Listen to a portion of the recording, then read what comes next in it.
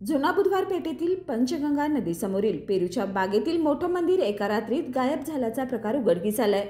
गेल्या 6 महिन्यांमध्ये हे पुरातन मंदिर कोणी उद्ध्वस्त केलं याची चौकशी करावी व योग्य ती कारवाई करावी अशी मागणी कृती समितीने केली आहे। मागण्यांचं निवेदन जिल्हाधिकाऱ्यांना देण्यात आलंय। तर या प्रकरणी कारवाई झाली नाही तर जन आंदोलन छेडण्याचा इशारा समितीचे समन्वयक सुनील भांदिकरे यांनी दिलाय। आपल्या पंचगंगा नदी कोल्हापूरमधील ऐतिहासिक असे जुनं पुराणं मंदिर ज्या ठिकाणी भारतीय पुरातत्व विभागाचा या पंचगंगा नदी परिसरामध्ये पगडा आहे, अशा ठिकाणचं एक मंदिर एका रात्रीमध्ये गायब झालेलं आहे आणि ही जी चर्चा पूर्ण बुधवार पेठेमध्ये आणि कोल्हापूरमध्ये सुरू झालेली आहे। आमची मुळात मागणी या ठिकाणी आम्ही जिल्हाधिकारी साहेबांना भेटायला आलो त्यावेळी अशी केलेली आहे की ही जागा मूळ खर्डेकर सरकारांची होती। त्या जागेचा ताबा आता महापालिकेने घेतलेला आहे आणि तिथं बागेचं आरक्षण आहे आणि 1 वर्षापूर्वी त्या ठिकाणी कंपाऊंड घातलं गेलं। त्या मंदिराचा कोणालाही अडचण नव्हती। पुरातन मंदिर, पादुका होत्या, एक शिवपिंड होती आणि जुन्या समाध्या होत्या।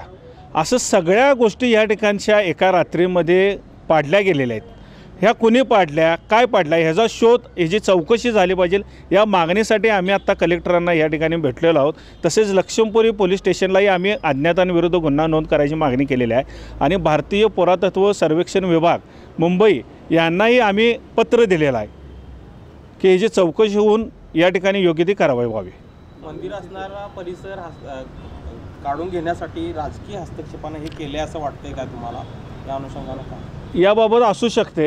आम्ही जरतरच्या गोष्टी जास्त बोलणार नाही। राजकीय आहे का शासकीय आहे का काय, हे जेणे तिने आता पोलीस स्टेशन असेल किंवा पुरातत्व विभाग असेल किंवा कलेक्टर ऑफिस हे चौकशी करतील, कारण ह्याचा कुठलाही पुरावा नाही की ते मंदिर आमच्या पुढ्यात पाडले। जे जर पुढ्यात पाडलं असतं तर आम्ही ते पाडू पण दिलं नसतं, कारण अनेक हिंदुत्ववाद्यांच्या किंवा नागरिकांच्या त्या परिसरातल्या येणाऱ्या नदीला लोकांच्या भावना त्या मंदिराशी जोडलेल्या असतात। त्यामुळे आपण कोणावर डायरेक्ट आरोप करू शकत नाही। पुरावा असता तर आम्ही 100% नाव घेतलं असतं, पण आता अज्ञातच आम्ही म्हणणार। त्याची चौकशी कलेक्टर करतील, पोलीस स्टेशन खातं करेल आणि पुरातत्व विभाग करेल। पुढं त्या पद्धतीनं आम्ही आंदोलन करणार मोठं।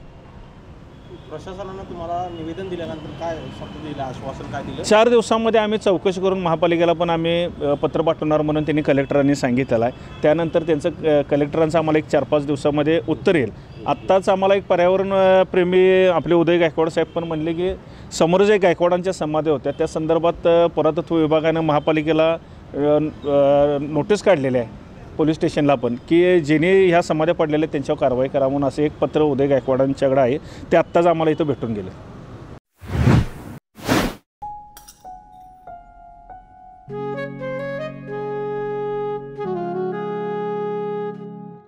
बाबा, आज येताना बासुंदी घेऊन या ना।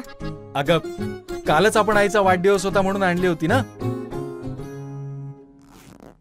ऐकलं, गोकुळची बासुंदी पुन्हा खावीशी वाटतेय। खरं सांगू, मलाही खावीशी वाटतेय। पुन्हा पुन्हा खावीशी वाटणारी गोकुळ बासुंदी।